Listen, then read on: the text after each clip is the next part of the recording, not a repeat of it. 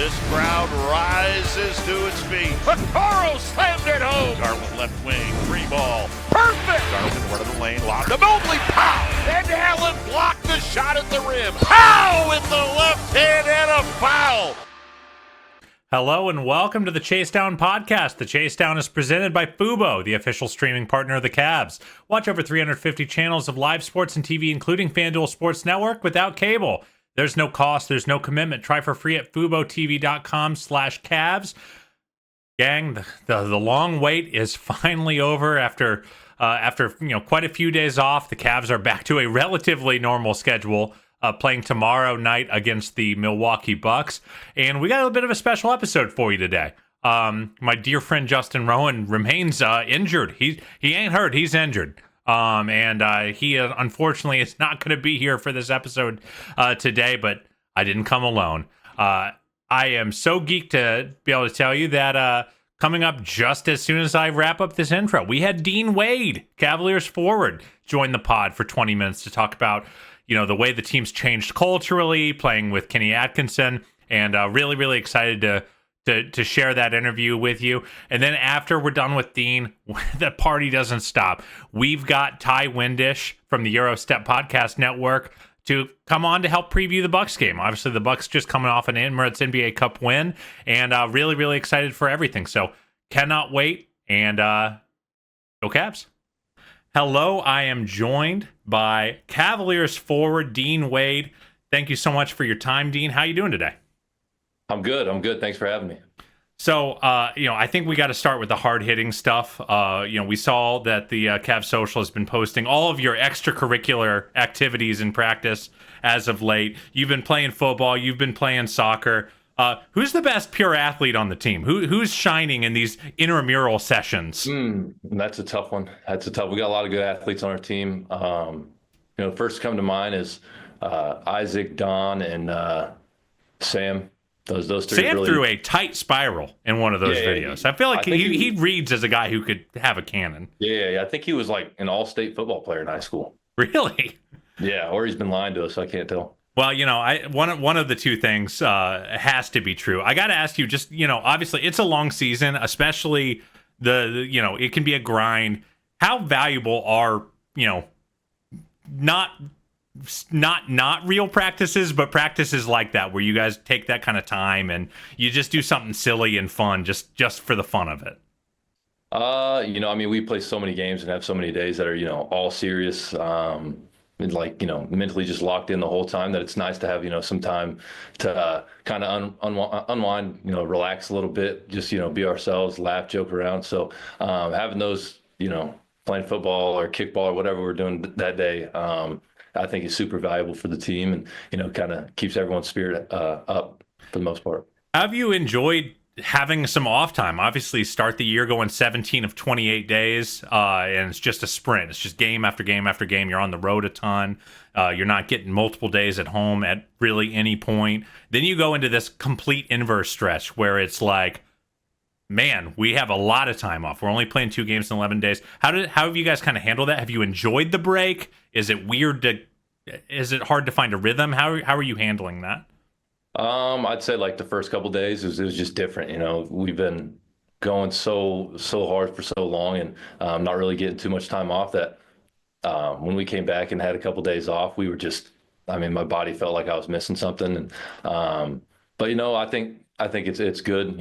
Our bodies let our bodies heal, mentally, just kind of refuel ourselves, and those couple of days I think did us good. And I think people can get out of rhythm when you have too long stretches, but I think we do a good job of coming in every day. And we don't work for too long on those days, especially after games, but it's very intentional. We come in and get our work done, and I think that's what keeps us all in rhythm. But I think the break has been good for us. Have you found that the coaching staff has gotten to actually make their first adjustments in this stretch? Because as you mentioned, there's not really time to practice when you're in a sprint like that. So you have camp, you install all your stuff, and you kind of they set the tone. But then you kind of have the sprint. Have you felt like the coaching staff has actually gotten in to make their first strategic changes, or is it much of the status quo and you're just kind of reinforcing things?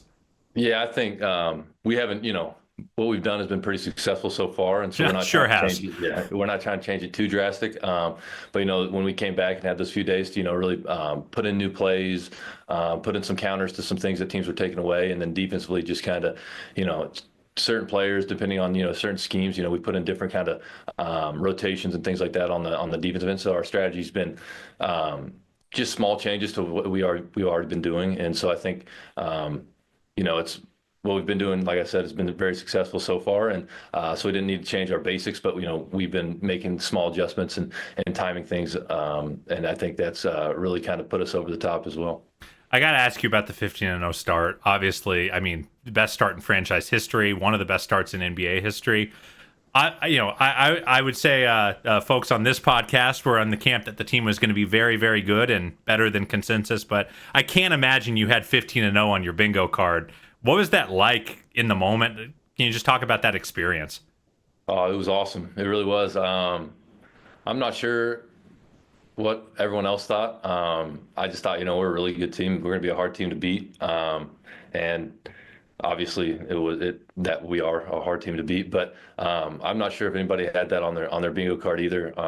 But we just came into every game. We weren't too worried about,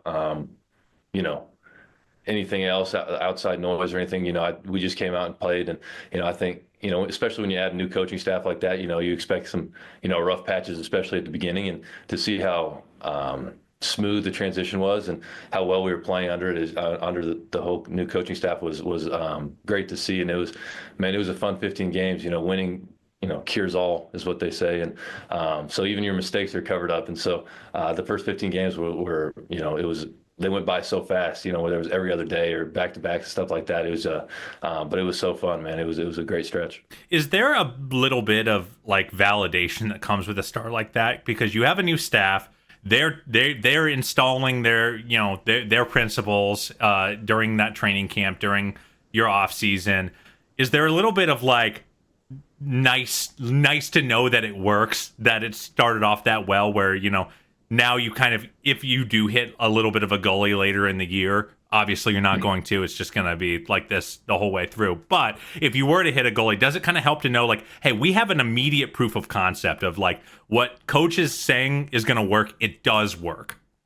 Yeah, I think so. I think it also, gives us that confidence. Like you said, you go through rough patches in the season, you kind of start to question some things maybe as a team. And but I think, seeing how smooth and how successful we were early, and the new schemes and all that stuff. I mean, it was how flawless and smooth the transition was. I think it should give everyone confidence that we're a capable team to beat anybody. We're a very good team.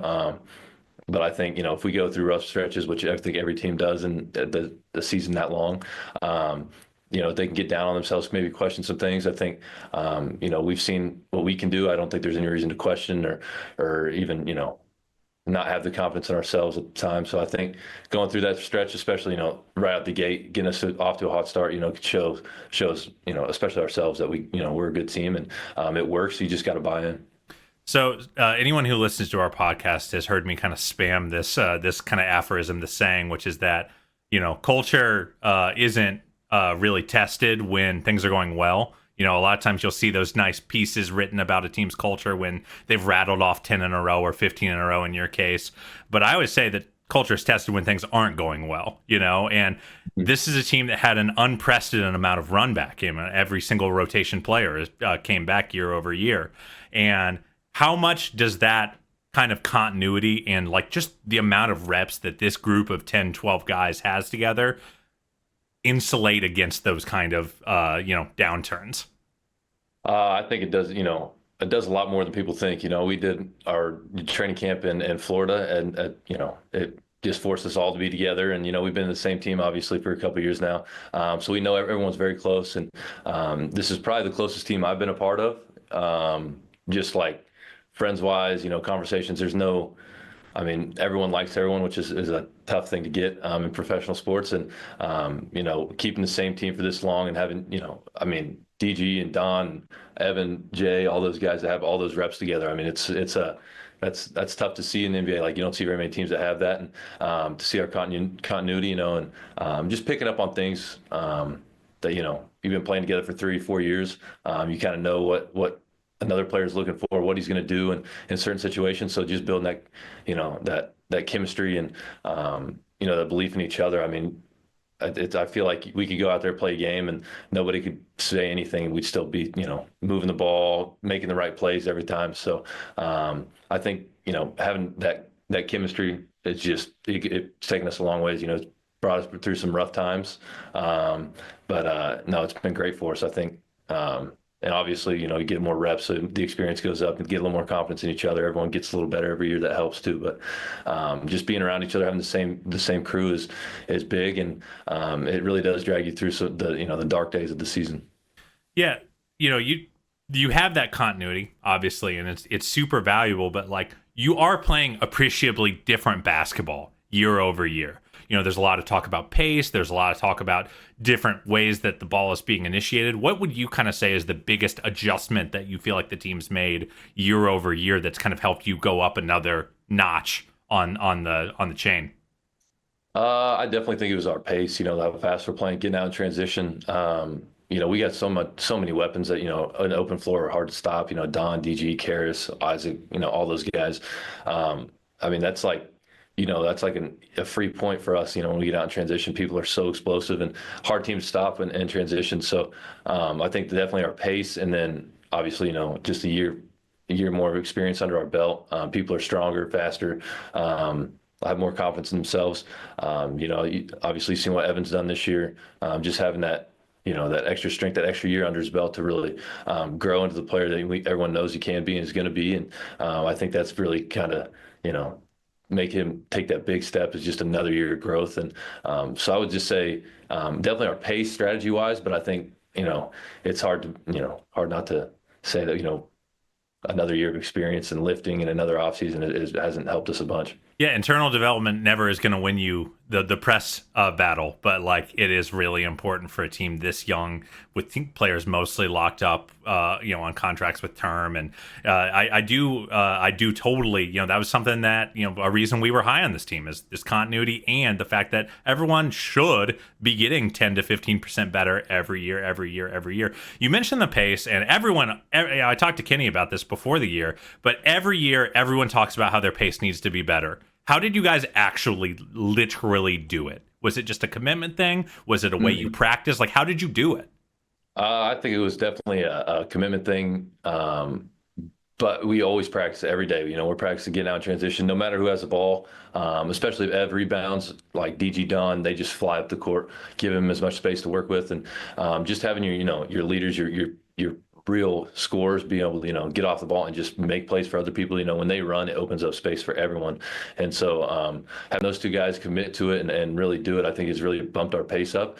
And also, I think people have realized how easy it is once we do get out in transition, push the pace, that how much we can score and how much, it tires the other team out and makes our lives easier on defense as well. But I think once they've seen the results the first couple games and, that we were pushing the pace, we're scoring, 130, 120, 130 every night.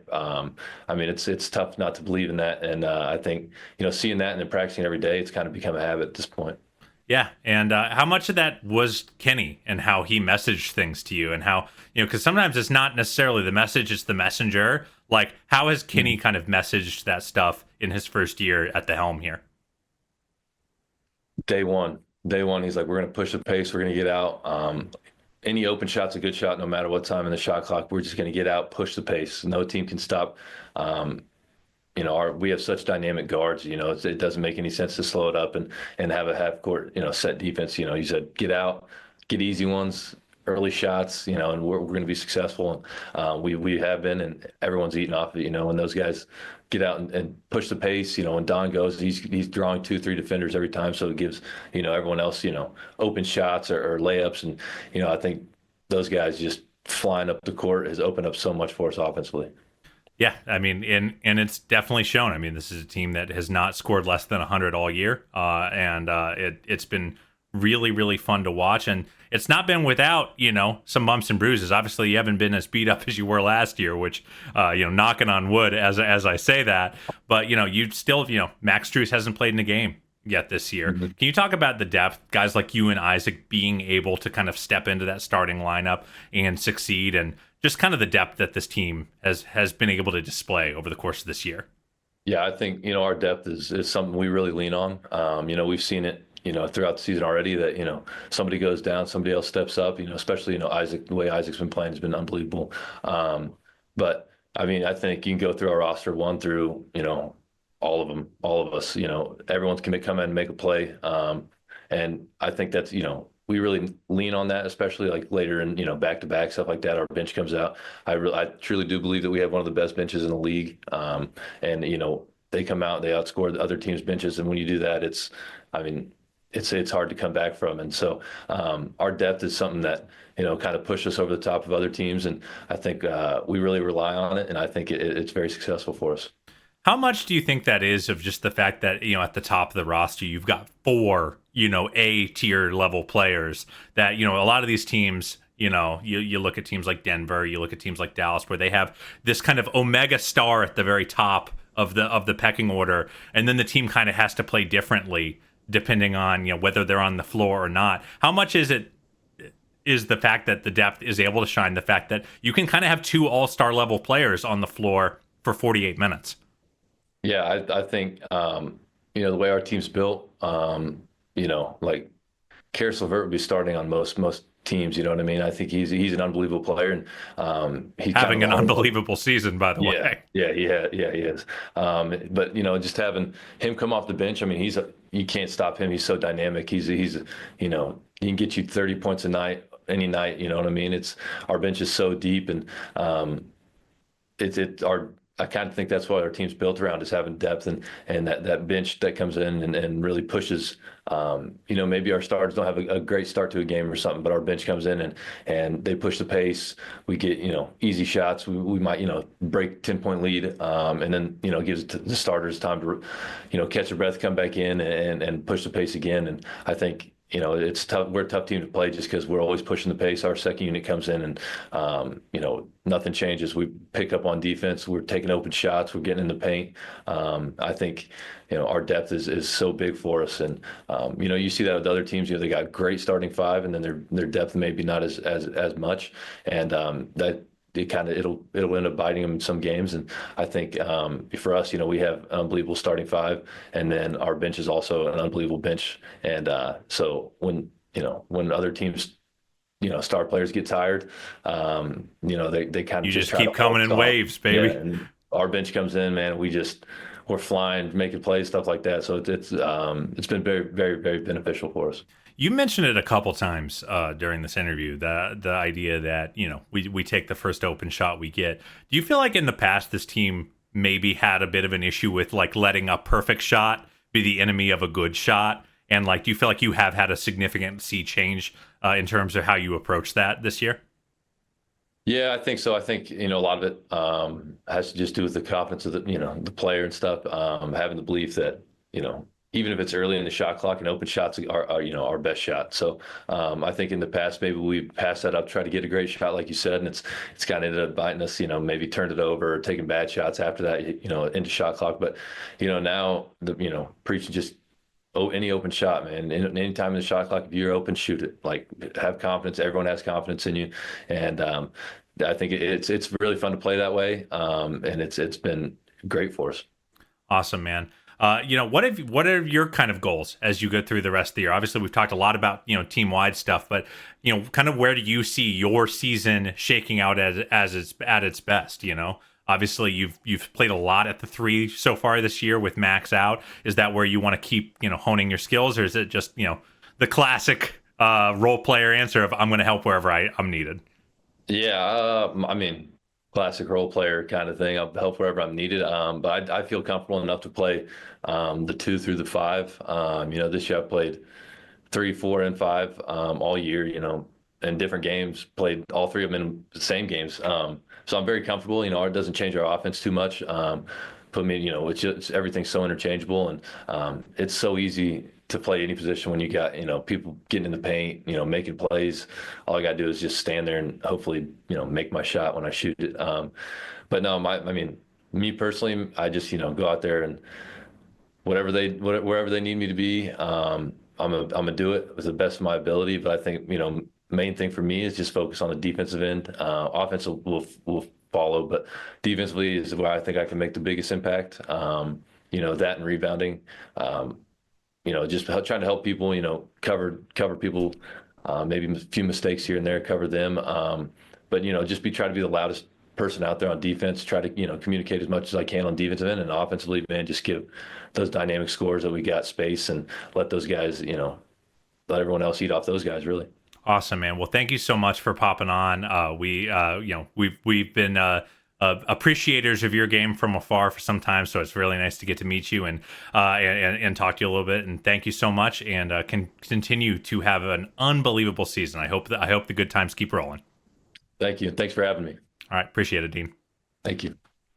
All righty. Thank you so much to Dean Wade. A lot of good stuff there. But as I mentioned, the party does not stop. We've got Ty Windish of the Eurostep Podcast Network coming on to help preview that Bucks game. But before we do, we got to shout out our friends at Zoom. Only you can do your best work. Zoom AI Companion can help you do the rest, like automatically taking notes, answering meeting questions, and helping you respond to your coworkers. Available at no additional cost with eligible paid plans. Work happy with Zoom AI Companion. Now, Ty Windish. All right, I am joined by Ty Windish of the Eurostep Podcast Network. Ty, how you doing? You're an NBA Cup champion. Merry Cups, Miss Carter. I'm doing incredible. I've been saying that for weeks now. Honestly, I don't think the Bucks were going to make it through the season whole without the fervor of the NBA Cup, and watching them win it the way they did against OKC was tremendous. I'm still riding the high. I'm actually a little worried there's going to be an NBA Cup hangover next time they take the floor for a back-to-back this weekend. We'll see. But in all seriousness, really enjoying the holiday season and the NBA Cup season. And thank you for having me on the show. Yeah, it's I've said to a few friends, I think the NBA Cup, is actually netted out in a really good place as like a diehard NBA fan. Because it's one of those things where if your team makes it, it's so exciting. I feel like you probably had a lot of fun with this run, and you get some validation. But if your team doesn't make it, you can kind of just shrug and enjoy the basketball. It's like all the fun if it's going well, with none of the pain if it really doesn't go that well. Yeah, you get the built-in cope of like, but I didn't want it anyway. We get 8 straight days off. That's the real NBA Cup champion. That's going to matter so much in May that it's going to make a huge difference. Yeah, I've heard that from some Celtics people as well. And yeah, I think you're right. It's a win-win. And you get good basketball. That's the thing. The NBA, there's all this angst about like some of the teams playing on Christmas, who is and who isn't, and sometimes the national games, just when you schedule ahead of time, you don't know what they're going to be. What I really like about the Cup is you get a week of basketball with teams who are just playing well to start the season, right? It's going to be the good teams. It's going to be the teams who deserve to be there, getting more time in that spotlight, which I think is really cool. Yeah, I am generally a supporter. I know it's a controversial topic, but I do think it has landed in a pretty nice space. And I guess I'll probably before we dive too much further into the Bucks, got to do a little bit of housekeeping. Cavs just announced today that Isaac Okoro is going to be out 2 weeks due to a shoulder strain, an AC sprain, I believe it was, and 2 weeks, and then he'll be reevaluated. So important to note. Basketball fans and podcast listeners, reevaluated does not mean cleared to play. It's the number one mistake. Everyone goes, he's out 2 weeks. And then if he's not back in 2 weeks, everyone throws a fit. So we'll be reevaluated in 2 weeks. We'll see how long he's out. Obviously, he's having yet another career year. The three-pointer, he's at 49% from three on a career-high three-point volume. And to pivot it back to the Bucks, we also just lost our Dame stopper. Oh, yeah. Yeah, he did well against Milwaukee in those 2 matchups. When do these teams play again? Is it soon? Oh, gosh. Don't wait a while. Don't make me look this up on the pod. I shouldn't have done that. I wasn't ready. 2 already, so there's only 2 Justin more. is the schedule psycho of our group. They don't play again until March 9th. That's what I did. The division schedules are horrible this year, by the way. Really weird. The Bucks are done playing Boston, so all 3 of those games happened already. But yeah, I think Okoro's defense on Dame was a huge deal in those games, or at least in the one game that Dame did play. But I think him coming along is just such a huge deal. But this is why I don't like that kind of a lot of the team matchups are bunched this year. I think that's the worst part about the Cup is the other ripples it's had on the schedule. It's been kind of a weird scheduled season thus far for the NBA we're not going to see a Bucks-Cavs game with Max Strus until March, and then who knows who's going to be available in that game. We don't know if he's playing March. Friday. We don't know. It's not reported one way or the other, unless you saw something I didn't see. No, I didn't. I just know he's coming back soon, Yes. right? And so, it would be nice if all these games were just more spread out, because, you get a version of the Bucks that's not really in a role yet. I think those games against the Cavs, funny enough, the other perspective, I'm sure Cavs fans are just like, oh, we just beat the Bucks twice. This is great. For the Bucks, it was kind of like, all right, we hung in there against a team that is incredible to start the year. It came down to the final minute in both games. Those were actually, I would say, pretty encouraging losses given some of the really rough games the Bucks had to start their season. But I know Milwaukee's March, for example, it's like from March 6th to like early April, they don't have 2 straight days off at all in that span. So I don't know who's going to be available for the Bucks the next time these two teams play. Of course, we don't know, the Cavs availability by then. You hope everyone will be back by then, but it would be great if just these games were a little more spread out to see the real versions of the teams, not like, oh, you caught us in a bad week, so you're going to run off 2 wins or 3 wins or whatever it may be. Well, I think you are spot on in saying that I did not leave those 2 games against Milwaukee. And yeah, you gave us a good punch in both those games. And there were some things that, like, AJ Green went like ballistic in one of the games, and Dame went ballistic in the other. So but there are games that you play against teams that are not doing well, and they might have a star player go nuts, but you're like, but they don't got it. They don't got the juice. I didn't leave those Milwaukee games thinking Milwaukee is going to have a lost season. It does feel like they've kind of found their footing. They're 1-4 going in, and then the Cavs were, obviously have not been. Have you guys lost 4 games all season yet? We have lost 4. Exactly. We're 23 and 4. So 23-4 versus 1-4 going into those games, and 1-6 coming out of them, but losing them by 3 total points. And it's just crazy to look back and see how much has changed for the Bucks this season. It was Giannis who missed one of these, Giannis missed one of these. So you got Bobby Portis and Gary Trent Jr. starting. Like, Gary Trent Jr. has not started after suffering an injury and kind of coming back from them. And I think Andre Jackson Jr. being in the starting lineup has kind of helped change the Bucks season. AJ Green coming on more has done that when the Bucks are relatively healthy. Like, Pat Connaughton doesn't play anymore. So that's what I mean. It's like these teams evolved so much over the course of the season, and it changes everything about them. I mean, the Cavs obviously are continuing to grow throughout the season as well. I think I misspoke and said Dame didn't play. You did. I didn't want to correct you. I didn't want to correct you on a throwaway point. I'm still cup hungover. The joys, man. How could you? The cup euphoria? It's hard to think way back to the dark times when the Bucks were 1-6. Yeah, I mean, I do think that the Bucks are kind of the counterfactual, because every time a team is struggling, what you see in the online discourse is that these guys who are playing stink. These bench guys who aren't playing deserve to get the minutes, and 9 times out of 10. Those guys get minutes, and you realize why the coach wasn't playing them in the first place. It does feel like it actually has worked for Milwaukee, right? I mean, guys who just simply weren't performing, like Connaughton.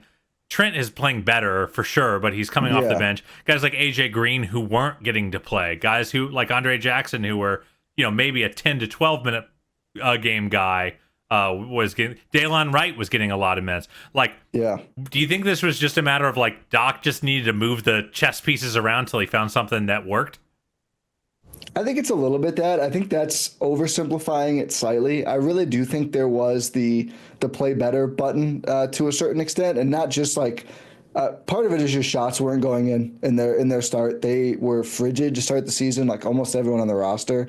And since then, Taurean Prince, I think, is still leading the NBA in 3-point percentage. AJ Green, I believe, is leading the NBA in like true shooting percentage, or he's right up there with like, someone who only dunks, because almost all he does ever is threes, and they go in at a very high clip. So that has helped, and Trent has found his stroke. He was frigid to start the year. And I think they've just learned kind of the scheme better. Doc was brought in halfway through last year. Rex Kalamian was leading the defense then. Friend of the Cavs, Greg Buckner, now over the offseason was brought in to kind of now head up the defense. Kalamian is still there. And I think they did change their approach a bit defensively and just how they're using these guys. The base of like, let's keep Brook around the rim and Giannis as much as possible is still there, but kind of what they're doing around that, I would say, is a little different. I think it took an adjustment period, but also Andre Jackson Jr. starting is just huge, even though he is not a perfect offensive player, to say the least.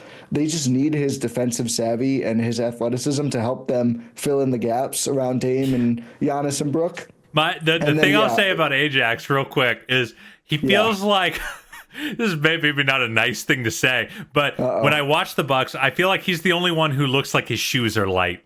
You know, a lot of heavy steppers on the floor. Otherwise, he kind of floats as he jumps and runs, and like he's just he's light footed. He moves quick and like he's got burst and like. Yeah, I think you're right. He's a very imperfect. He threw one of the worst thread the needle passes I've ever seen in that cup final that Caruso picked up. And I'm like, what are you doing, brother? But with that said, he does just add a verve to what they do.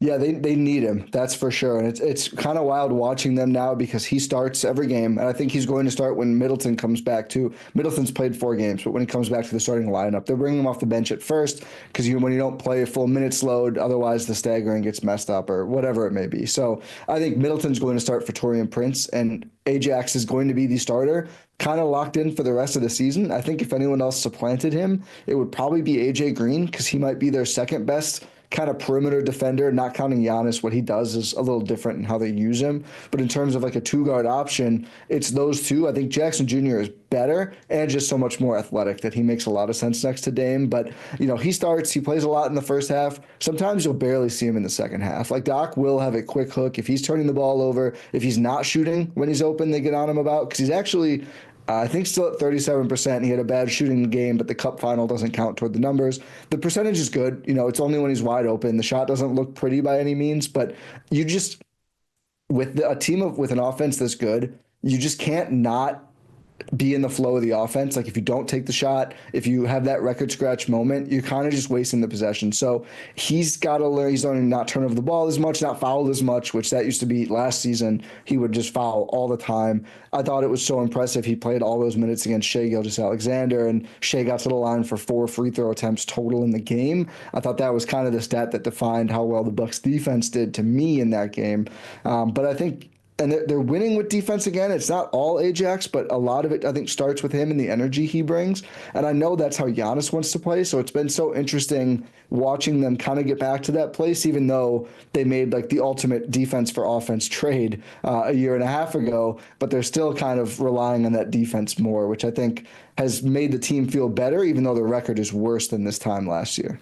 Well, yeah, I mean, sometimes the vibes matter, Like I felt like the Cavs had a bad vibes year last year, and obviously their vibes and their record are pretty well aligned. But I do think the vibes matter. I do think what you're actually watching matters. It does feel like Giannis in the last couple of weeks, I think Zach Lowe noted this recently, feels like Giannis has really taken the defensive challenge back on, and he kind of is the linchpin. Obviously Brook is going to do Brook things, but Giannis does kind of feel like the skeleton key that makes them be that raises the ceiling of what they're doing on that end of the floor, right?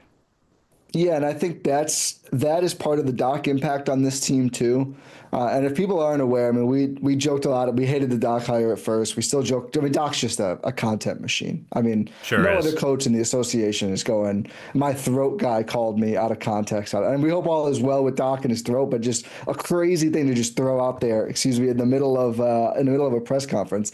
But he's done a really good job, and he's really won us over on the show. And I think a lot of it is he just has that gravitas with players, with how long he's been in the league. And I think he is getting to them in a way that Adrian Griffin just didn't. And there's more buy-in. And on the defensive note, Mark Jones noted, that's it. Doc is gossipy. You're going to hear about this stuff. Mark Jones noted that Doc put the onus on Giannis. He said, I need that DPOY level defense from you again. That's what we need out of you to make this team work. And I just think we're seeing more buy-in from Giannis and everyone else on that end.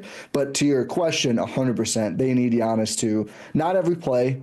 Obviously, he's leading the league in scoring. You can't do it every play. And when you're, 30 now, like you used to when you were 26, but just these right moments, right? Picking the spots and make the rotation and block or get a steal or wrap around and get out in transition. And he has filled those gaps more, and it's made the Bucks a pretty solid defense. And at moments, they're really good. I think they're second in clutch defensive net rating, which is probably noisy. But when they're locked in, I think they're good. I think the problem is just maintaining that level. Yeah, absolutely. It's been fun kind of seeing them rejoin that group of contenders. And to your point about the gravitas, sometimes it isn't the message, it is the messenger. Like a lot of people are talking about how the Cavs are playing with pace this year and how they're getting to their sets a lot better. And like something that Justin and I have both like been pretty eager to note a lot of times, like it's not like the coaching staff wasn't telling them not to start possessions with 13 seconds left on the shot clock with their first action in the set.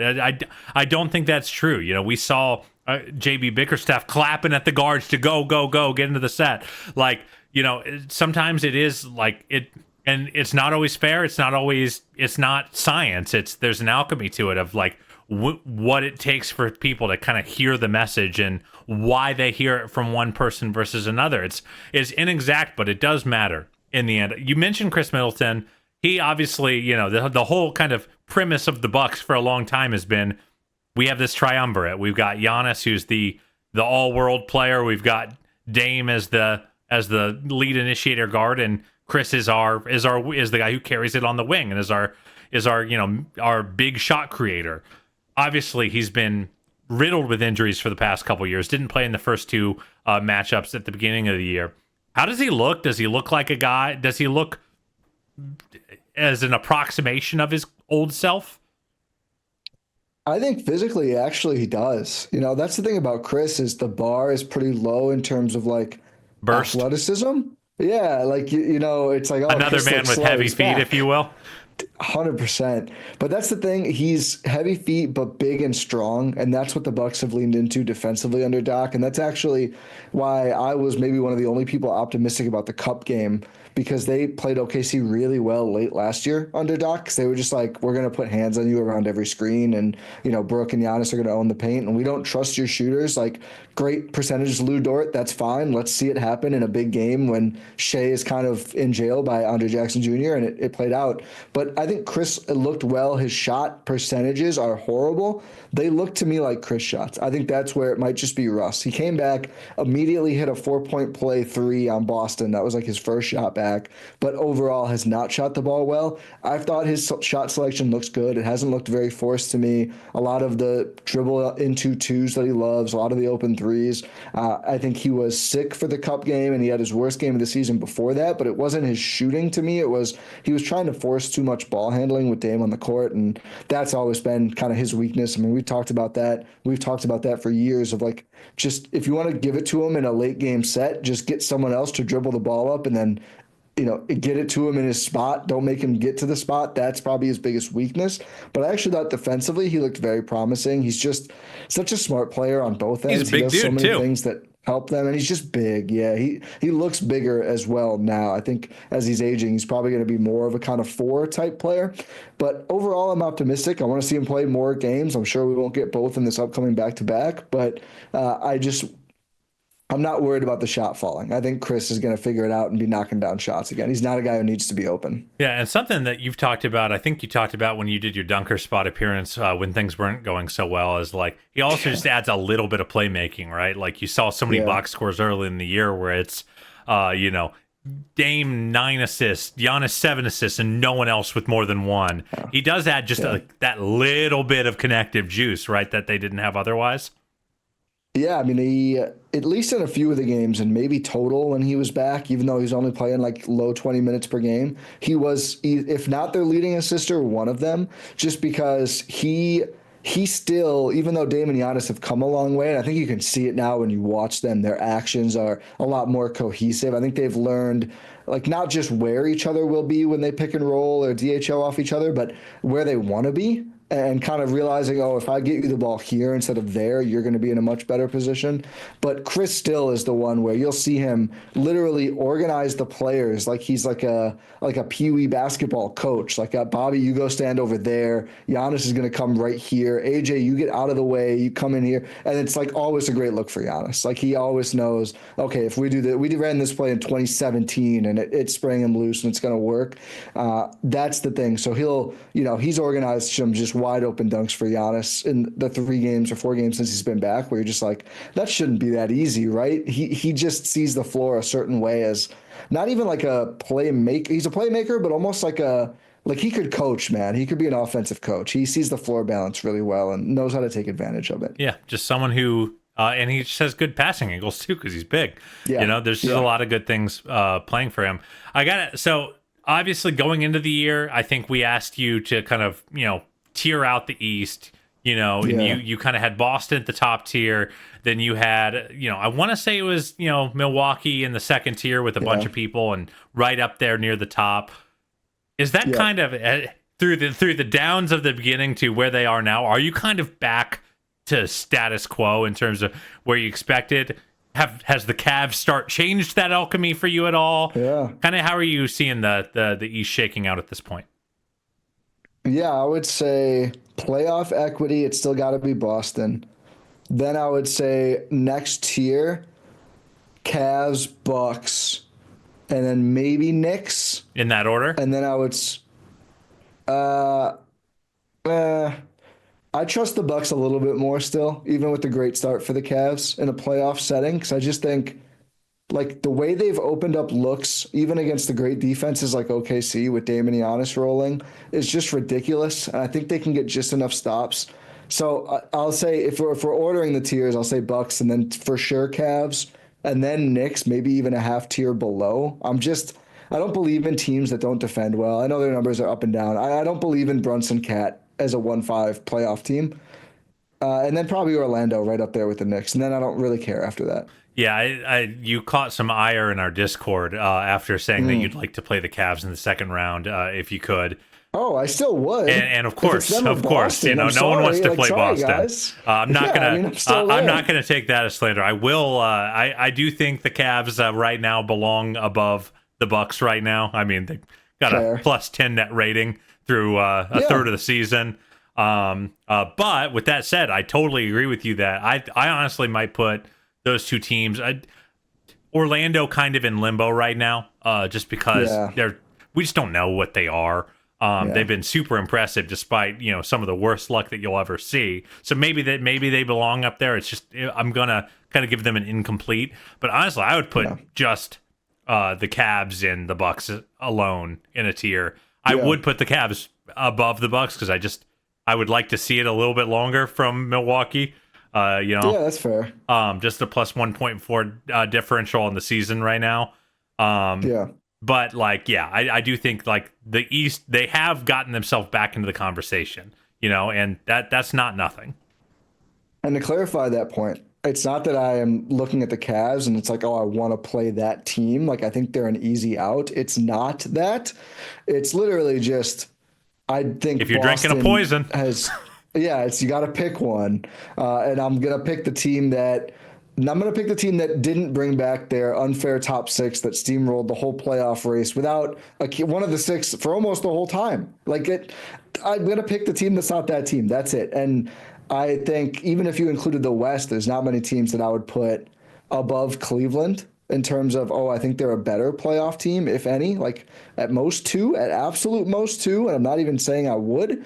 It's not, again, I'm going to make it clear, I'm not disrespecting the Cavs. It's just, you better not. You got to pick one. You're on my turf, brother. I don't want to. No. They're good, man. I didn't perceive any disrespect. I thought it was a pretty fair point. But I always have to. The Discord is always looking for injustices, as they should. Of course. That's the right thing to do. That's what you're supposed to do as a fan. All right, Ty. Thank you so much for coming on. I really, really appreciate having you. And you're one of our favorite guests to come on. Go ahead and plug anything you got.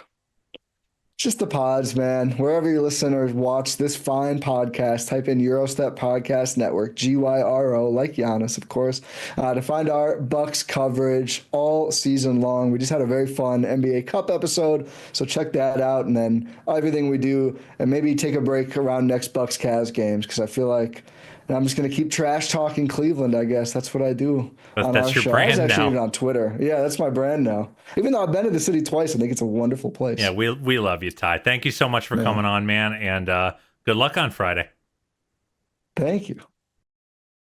All right. Thank you so much to Ty Windish for coming on. Thank you so much to Dean Wade for coming on. Thank you, the listeners. If you'd like to go ahead and support this podcast, please like and subscribe on YouTube. Give us that thumbs up. engage in the chat. Anything you can do will help. If you're listening on audio, follow us on Spotify, on Apple. Subscribe, unsubscribe, resubscribe. Help cook those books. Thank you so much for listening. And as always, go Cavs.